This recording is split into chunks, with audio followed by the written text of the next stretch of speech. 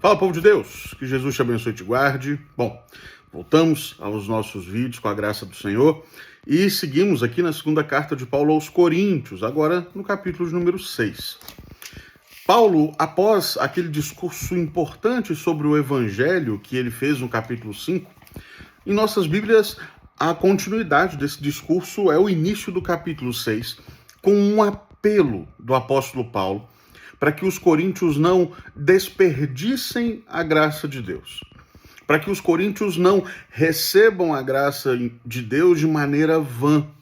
E Paulo entende que é necessário que o seu ministério seja também algo que confirme a graça de Deus na vida dos crentes de Corinto. E mais, Paulo trabalha de uma maneira de modo que o seu ministério seja exemplar aos crentes de Corinto, para que eles não possam, de alguma maneira, justificar o seu desperdício da graça, atribuindo culpa ao ministério falho do apóstolo Paulo.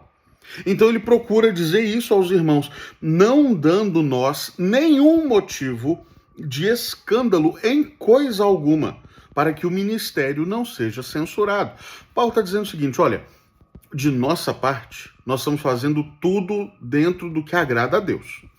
Nós, como ministros de Cristo, não estamos fazendo algo que possa descreditar o ministério cristão.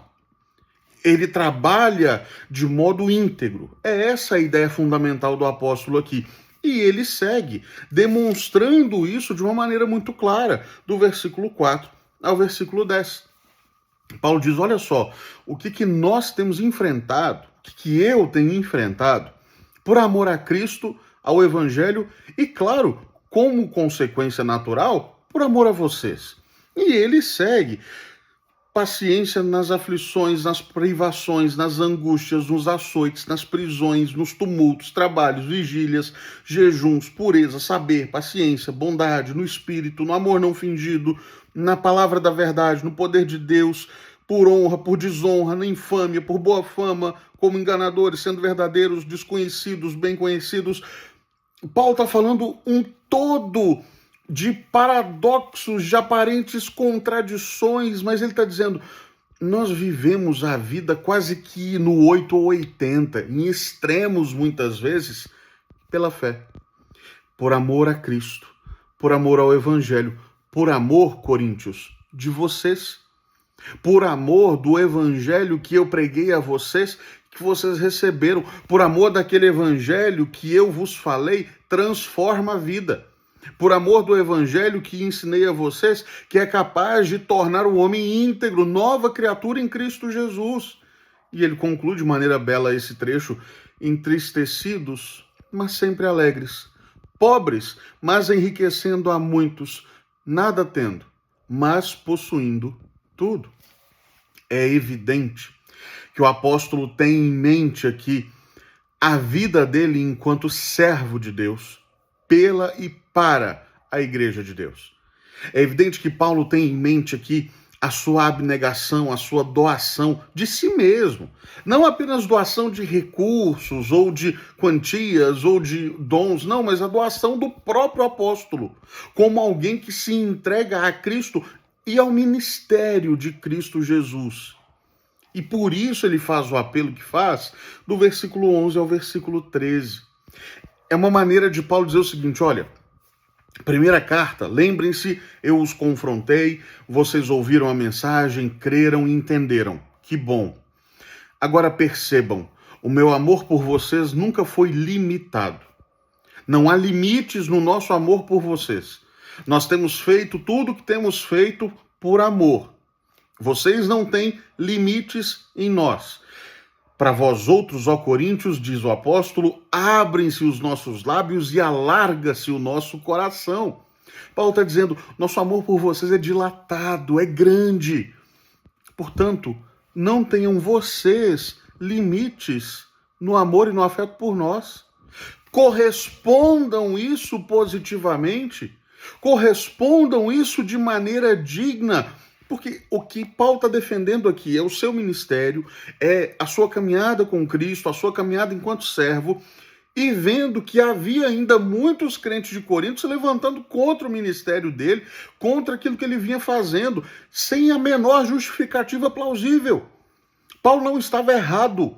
Paulo não estava sendo ímpio, Paulo não estava agindo em desacordo com a vontade de Deus. Não, Paulo está sendo correto, está sendo justo, está sendo verdadeiro, está sendo amoroso. O que ele espera dos coríntios? Ajam de igual maneira. Sejam afetuosos como nós estamos sendo com vocês. Isso é princípio, irmãos, para a nossa vida. Aqueles que têm demonstrado a nós carinho, preocupação, afeto, importância, devem ser alvo também do nosso amor, da nossa afeição, da importância que damos a eles. Ah, Arthur, mas só fazemos isso como resposta? Claro que não. O Evangelho nos chama à iniciativa de amar. Mas muito mais ainda em casos assim. Precisamos corresponder a tal amor que recebemos. Precisamos corresponder a essa dispensação de graça que continuamente somos alvos. Paulo defende seu ministério nesta perspectiva e faz um apelo final aos crentes de Corinto, do versículo 14 ao versículo 18. Não se coloquem em julgo desigual com os incrédulos. Não se associem aos incrédulos numa associação permanente e espiritual. A ideia do jugo aqui, Paulo extrai da vida agrícola do seu contexto. Ele pega aquela ferramenta que era usada como que uma madeira com dois colares, duas partes que se encaixavam assim sobre os pescoços dos animais. Isso era o jugo. Mas se um animal fosse muito forte e um outro fosse muito fraco, o jugo era, portanto, desigual. E um deveria fazer muito mais força do que o outro. E um atrapalharia o outro. A grande aplicação dessa ideia que Paulo transmite aqui se diz, é claro, no casamento.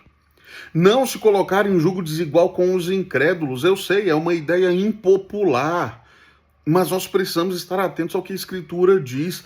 Um casamento em julgo desigual é, sem a menor sombra de dúvida, muito mais difícil do que um casamento num julgo igual. A Escritura deixa isso muito claro. É necessário haver esse compromisso mútuo com o Deus da aliança, com o Deus que vos chamou. Mas se só um puxa, se só um tenta, se só um insiste, se só um busca, há um desequilíbrio evidente, há um jugo desigual.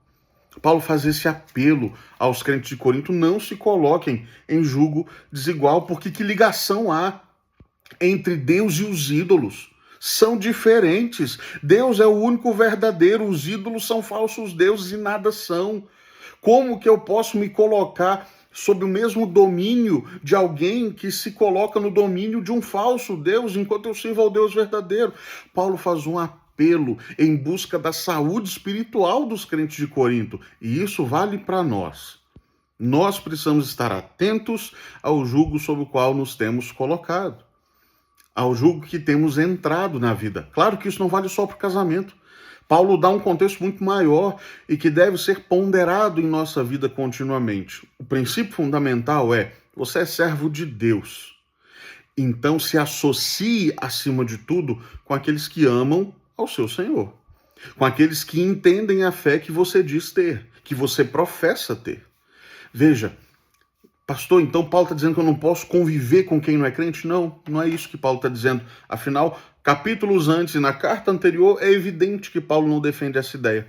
Mas ele deixa claro que uma associação íntima, profunda, uma associação espiritual, não pode funcionar bem entre o crente e o incrédulo. Ele deixa claro que se colocar num jugo desigual será sim prejudicial. Que Deus nos ajude a entender a importância de vivermos a integridade da nossa fé, de vivermos a nossa fé conforme a Escritura, conforme o Evangelho, para a glória do Senhor.